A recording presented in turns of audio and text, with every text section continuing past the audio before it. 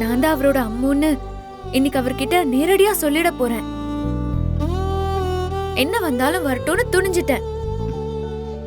இப்பவாது துணிஞ்சு ஒரு முடிவு எடுத்தியே. நல்ல முடிவாதான் எடுத்திருக்க துளசி. இந்த முடிவை நீ எதுக்காகவும் மாத்திக்காத. என்ன வந்தாலும் சரி, அம்மா உன் கூட நிப்ப. அந்த தைரியத்தோட போய் சின்ன தம்பி கிட்ட நீ நடந்த எல்லாத்தையுமே சொல்லிடு. கண்டிப்பா சொல்லதாம்மா போறேன். இந்த முடிவை நான் மாத்திக்கவே மாட்டேன். அப்பாடா, ஒரு வழியா சாமி உன் விஷயத்துல கண்ணை திறந்திருக்கு. இந்தா திருநூறு வச்சுக்க.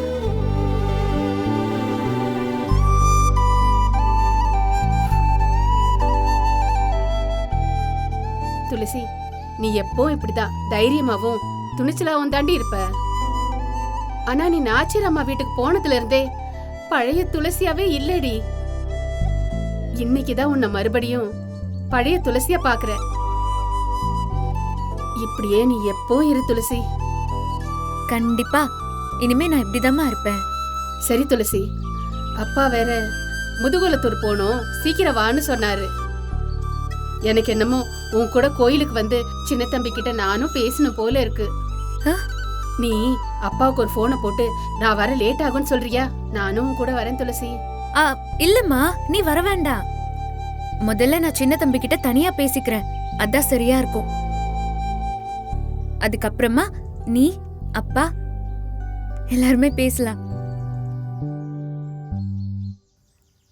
சரிம்மா, நான் கிளம்புறேன். என்ன நடந்துச்சுன்னு நான் ஃபோன் பண்றேன். சரி, பார்த்து நல்லபடியா பேசு. எப்படியாவது அந்த தம்பிக்கு உன் நிலைமைய புரிய வச்சிரு. நான் தான் அம்முன்னு சொன்னாவே அவரால என்ன விட முடியாதுமா. நீ தைரியமா போ, நான் பாத்துக்கிறேன். சரி, நீ பத்திரமா போயிட்டு வா.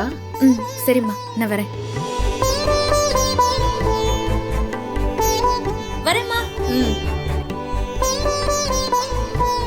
திரௌபதி அம்மா, உனக்கு விளக்கு போட்டு வர நேரம் நல்ல செய்தியா காதல சொல்ற. என் மகளை வாழ வச்சிரு. எனக்கு அது போதும்.